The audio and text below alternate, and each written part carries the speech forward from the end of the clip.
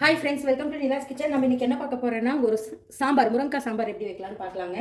அதுக்கு நான் பருப்பு வந்துட்டு ஒரு அரை டம்ளர் பருப்பு வாஷ் பண்ணி நானும் ஊற வச்சுருக்கேன். ஊற வைக்கல, கழுவி தண்ணி ஊற்றி வச்சுருக்கேங்க. ஒரு டம்ளர் தண்ணி ஊற்றி இதில் ஒரு 3 தக்காளி 2 கட் பண்ணி போட்டுக்கிறேன் மீடியம் சைஸில்.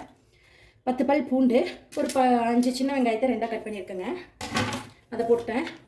இது கூடவே வரமிளகாத்தூள் 1 ஸ்பூன் போட்டுக்கிறேங்க. சின்ன டேபிள் ஸ்பூன் என்னோடது. குழம்புத்தூள் வீட்லேயே அரைச்ச குழம்புத்தூள் 1 ஸ்பூன் போட்டுக்கிறேங்க. இந்த டேபிள் ஸ்பூனில் நான் அளவு சொல்கிறேங்க. இதை நல்லா மிக்ஸ் பண்ணிக்கலாம். மிக்ஸ் பண்ணிவிட்டு கொஞ்சமாக ஆயில் நான் ஊற்றிக்கிறேன். அப்போ அந்த விசிலில் பொங்கி வராதுங்க, அதுக்காக நான் ஆயில் ஊற்றுறேன். இப்போ க்ளோஸ் பண்ணி ஒரு 3 விசில் வச்சு எடுத்துக்கலாங்க. இந்த பருப்பு 3 விசில் வரட்டுங்க. இப்போ நான் புளி ஒரு சின்ன நெல்லிக்காய் சைஸ் அளவு தான் போடுறேன். சாம்பாருக்கு ஊற வச்சுக்கிறேங்க. ஃப்ரெண்ட்ஸ், நம்ம பருப்பு ஆல்ரெடி வேக வச்சு நம்ம விசில் ஆஃப் பண்ணியாச்சுங்க. விசிலும் இறங்கிருச்சு. இப்போ குழம்பு தாளிச்சு விட்டுடலாம் சாம்பார்.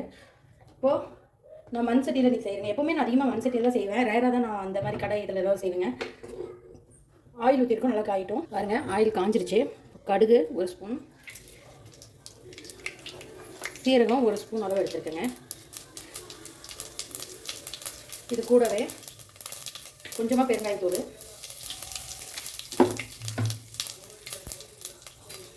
சின்ன வெங்காயம் ஒரு 10 வெங்காயத்தை 2 கட் பண்ணியிருக்கேன். அதை போட்டுக்கிறேன். இது நல்லா ஃப்ரை ஆகுதுங்க. ஆனியன் வதங்கிட்டு இருக்குங்க. கருவேப்பிலை ஒரு கை போடுறேன்.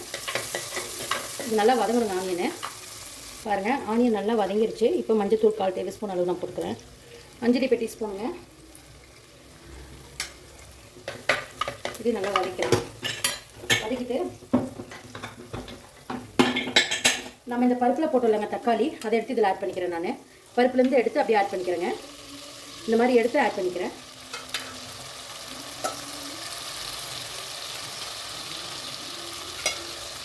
இதையும் நல்லா ஃப்ரை பண்ணிக்கலாம்ல. ஆயிலே நல்லா ஃப்ரை ஆகுதுங்க தக்காளியும். இந்த மாதிரி இந்த மெத்தடில் செஞ்சு பாருங்கள். 10 நிமிஷத்துலேயே சாம்பார் வச்சிடலாம். அவ்வளோ டேஸ்ட்டாகவும் இருக்குங்க. நான் இந்த மாதிரி தான் ரெகுலராக செய்வேன். ஒரு 4-5 டிஃப்ரெண்ட்டாக நான் செய்வேங்க. பட் பர்டிகுலராக இந்த மாதிரி செய்யல, ரொம்ப டேஸ்ட்டாக இருக்குது. இந்த மாதிரி தக்காளி நல்லா உடச்சி விட்டுக்கோங்க. ஆல்ரெடி வெந்துருச்சு, அதனால் ஈஸியாக மசிஞ்சிடும். இது நல்லா வதங்கிட்டு நமக்கு ஒரு 2 நிமிஷம் கொதிக்கிட்டுங்க. இந்த பச்சை வாசம், மஞ்சள் தூளோட பச்சை வாசம், தக்காளியோட பச்சை வாசம்லாம் போட்டோம் வதங்கிருச்சுங்க. இப்போ நான் எடுத்து ஒரு 3 முருங்கைக்காயை நான் க்ளீன் பண்ணி கட் பண்ணி வச்சுருக்கேன். போட்டுக்கிறேன். போட்டு நல்லா மிக்ஸ் பண்ணிக்கலாம். நான் உப்பு புளி எதுவுமே இப்போ போடலைங்க. நான் லாஸ்ட்டாக தான் அதெல்லாம் போடுவேன். இப்போது இந்த தண்ணி, பருப்பு வேக வச்ச தண்ணியை மட்டும் நான் எடுத்து ஊற்றிக்கிறேங்க.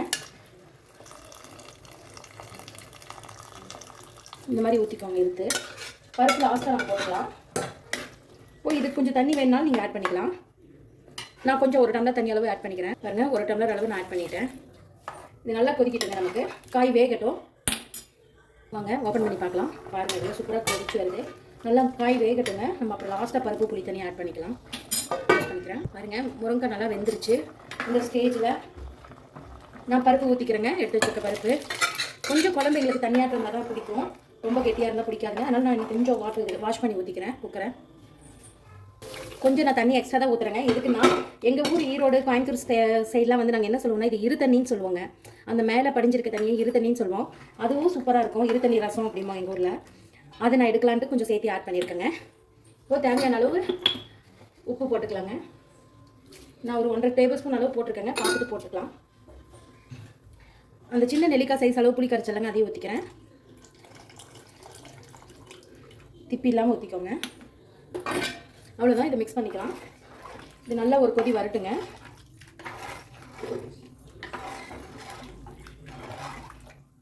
ஒரு கொதி வரட்டுங்க, காமிக்கிறேன். பாருங்கள், நல்லா கொதி வருது. இப்போது காரம் உப்பு கரெக்டாக இருக்கான்னு நான் பார்த்துக்கிறேன். எனக்கு காரம் கரெக்டாக இருக்குங்க. உப்பு தான் கொஞ்சம் பத்தலை, கொஞ்சமாக ஆட் பண்ணிக்கிறேன். இது இன்னும் ஒரு 2 நிமிஷம் நல்லா கொதிக்கிட்டுங்க. அந்த புளி பச்சை வாசம் போட்டும். பாருங்கள், இது நல்லா கொதிச்சிருச்சு. இப்போ நான் என்ன பண்ணுறேன்னா, ஒரு கை கருவேப்பிலையும் கொத்தமல்லி தலையும் தூவிட்டு இறக்கிடுறேங்க. ஆஃப் பண்ணிடுறேங்க. இது மண் சட்டினால கொஞ்சம் கொதிச்சுட்டு தான் இருக்கும். அவ்வளோதான், சூப்பரான சாம்பார் நமக்கு ரெடி ஆயிடுச்சு. கண்டிப்பாக நீங்களும் இந்த மாதிரி ட்ரை பண்ணி பாருங்கள். ட்ரை பண்ணி பார்த்துட்டு மறக்காமல் எனக்கு கமெண்ட் பண்ணுங்கள். இந்த வீடியோ பிடிச்சிருந்தா லைக் பண்ணுங்கள், ஷேர் பண்ணுங்கள், மறக்காமல் சப்ஸ்கிரைப் பண்ணிடுங்க. தேங்க்யூ ஸோ மச் ஃபார் வாட்சிங். Bye bye. சூப்பரான ஒரு சாம்பார் ரெடி. கண்டிப்பாக நீங்களும் இது மாதிரி ட்ரை பண்ணி பாருங்கள்.